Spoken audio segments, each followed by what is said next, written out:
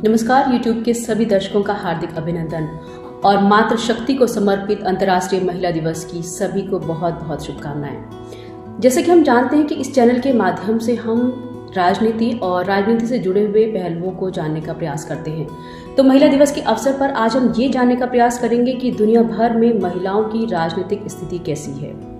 तो चलिए शुरुआत करते हैं।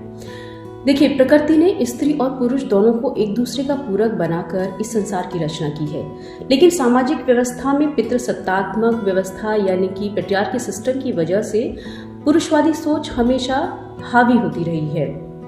हिंदुस्तान में महिलाओं की राजनीतिक स्थिति को जानने से पहले हम दुनिया के उन देशों में महिलाओं की राजनीतिक स्थिति को जान लेते हैं जिनको भारत ही नहीं बल्कि दुनिया के बहुत सारे देश फॉलो करते हैं।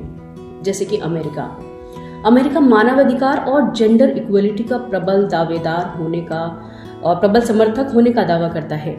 लेकिन चौंकाने वाली बात यह है कि वहाँ अमेरिका को जो आज़ादी मिली वो मिली 1776 में, और तब से लेकर आज तक लगभग 250 साल बीत जाने के बाद भी वहाँ पर एक भी महिला राष्ट्रपति नहीं चुनी गई है।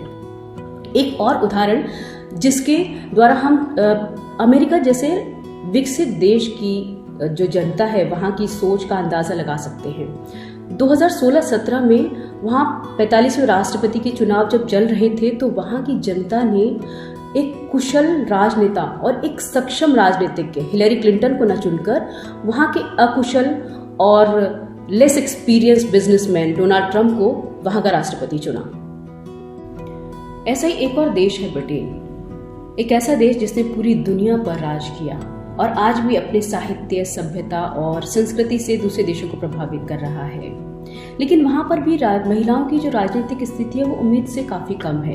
एक तो वहाँ पर महिलाओं को वोटिंग राइट बहुत लेट मिले यानी कि 1918 में, और पूरे इतिहास में अब तक सिर्फ 3 महिला प्रधानमंत्री ही वहाँ पर बनाई गई हैं। साथ ही अगर हम वर्तमान की भी बात करें तो वहाँ पर सिर्फ 35% महिलाएं ही संसद की सदस्य हैं, जो कि अफ्रीका के रवांडा और क्यूबा जैसे देशों से भी काफ़ी पीछे है।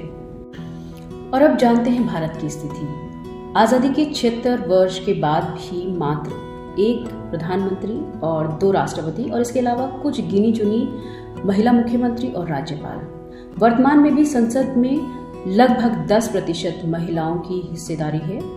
और सबसे ज़्यादा हैरानी की बात यह है कि हम इस मामले में अपने पड़ोसी देशों से भी पीछे हैं। जी हाँ, पाकिस्तान, बांग्लादेश, नेपाल और श्रीलंका ये भी हमसे इस मामले में कहीं आगे हैं। और सबसे हैरानी की बात यह है कि 2010 में 108वां अमेंडमेंट बिल संसद में पेश किया गया, जिसमें इस बात की पैरवी की गई कि महिलाओं को संसद में 33% सीट रिजर्व की जाएंगी।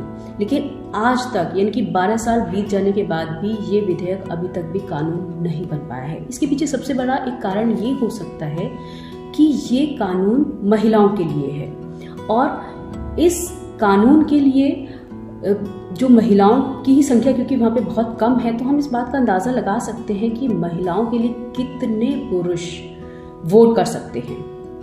देखिए, महिला दिवस और महिला सशक्तिकरण को मनाने का असली मज़ा तब है जब कानून बनाने में महिलाओं की भागीदारी बढ़े, और ये तभी हो सकता है कि जब महिलाएं दूसरे क्षेत्रों की तरह ही राजनीति में अपनी भागीदारी बढ़ाएं और साथ ही वो जागरूक होकर के आगे बढ़ाएं। क्योंकि ना तो बचने से ना अलग होने से ये दुनिया बदलेगी, क्योंकि महिलाओं की समस्याओं का समाधान महिलाओं के ही हाथों में है। और तभी और सिर्फ तभी महिला दिवस और महिला सशक्तिकरण जैसे स्लोगन सार्थक साबित होंगे। ऐसा ही किसी ने क्या खूब लिखा है, तेरे चेहरे पे ये आंचल बहुत ही खूब है लेकिन, तेरे चेहरे पे ये आंचल बहुत ही खूब है लेकिन, तू इस आंचल को एक परचम बना लेती तो अच्छा था। इन्हीं शब्दों के साथ सभी महिलाओं को एक बार फिर से उज्जवल भविष्य के लिए हार्दिक और बहुत सारी शुभकामनाएं। नमस्कार।